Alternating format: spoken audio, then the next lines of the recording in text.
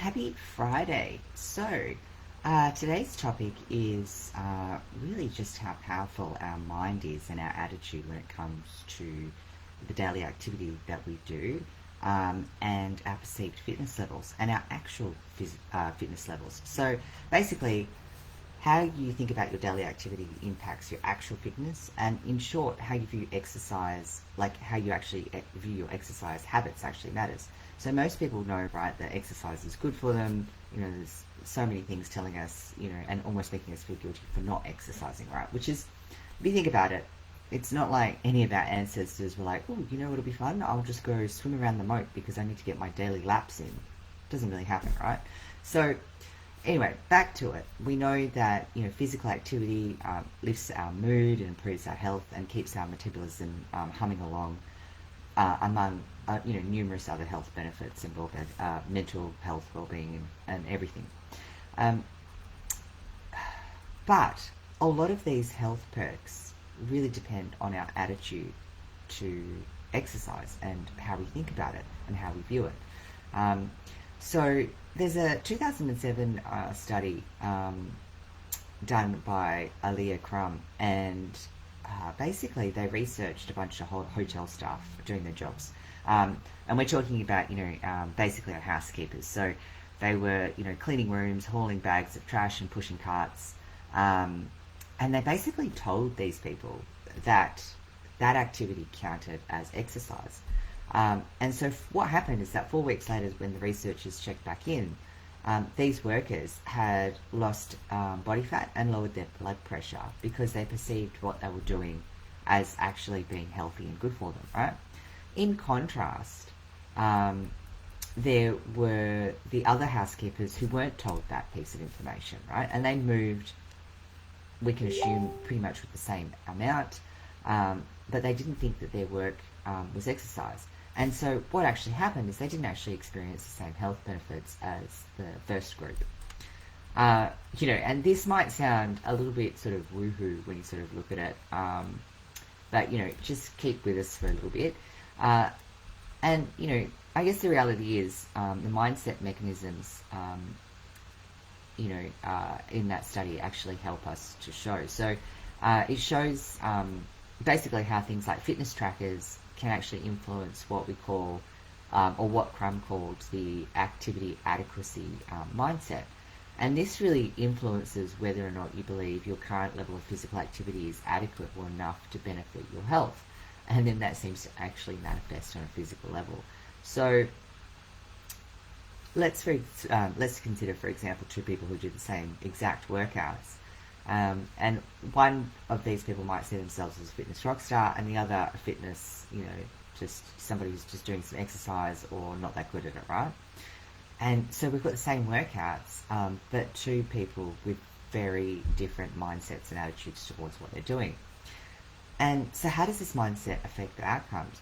Well, this is where this study comes in. And so to break down that study even further, it used, there was 162 participants. Most of those, over 3/4 of those were actually female, and average age was about 40. And what they did is they had to wear Apple Watches, as well as complete a number of weekly surveys and daily check-ins to assess their moods and eating behaviour. Some of the participants got watches that displayed accurate step counts, and half of these participants also received an intervention designed to improve their attitudes and mindsets towards exercise, right? And others actually received watches that had been manipulated by the researchers to either underestimate or overestimate the steps by 40%, which is quite a significant number, right?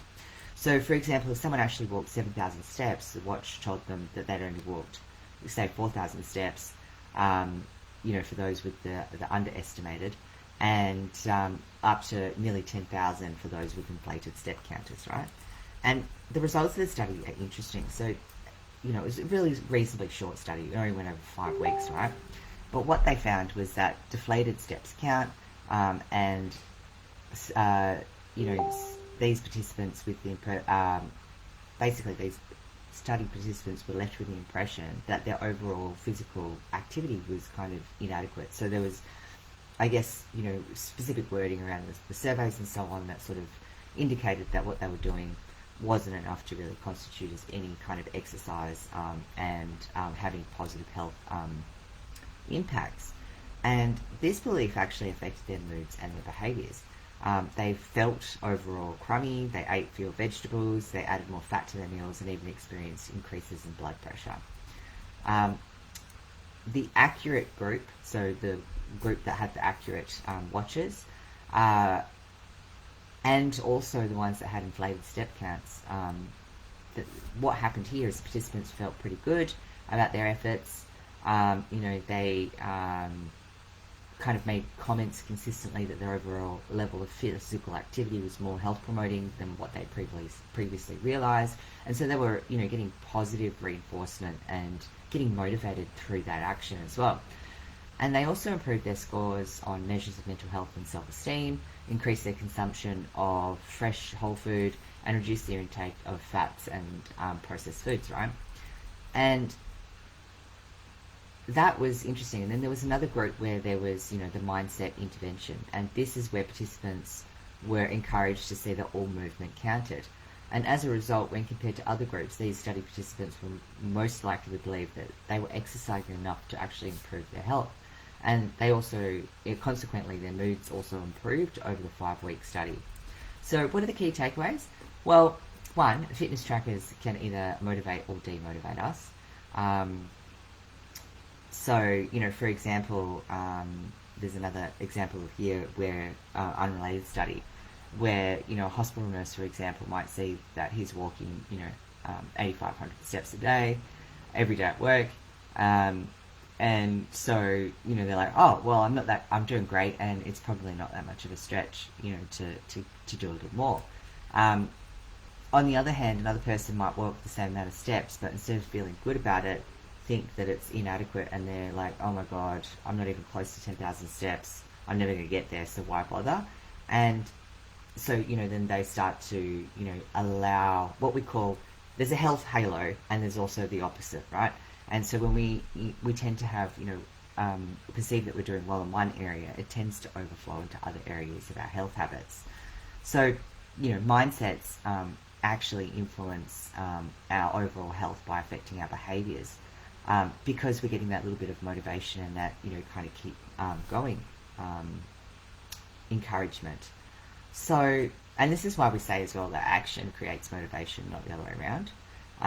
But as long as you actually perceive that is something, right? So when people feel they're exercising enough, they tend to make other positive changes.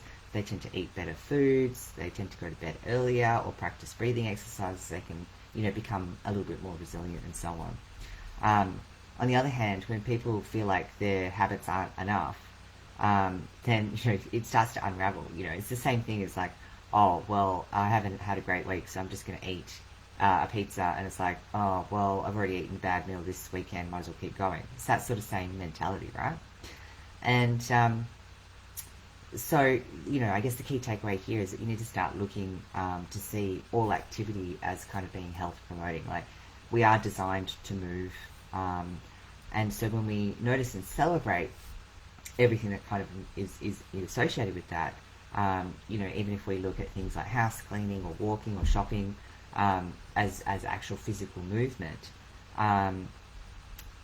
we're more likely, and the thing is as well, when we take these little actions that we're already doing and celebrate them, we're more likely to shift away from unrealistic, kind of fatalistic kind of assumptions that no amount of activity is ever enough.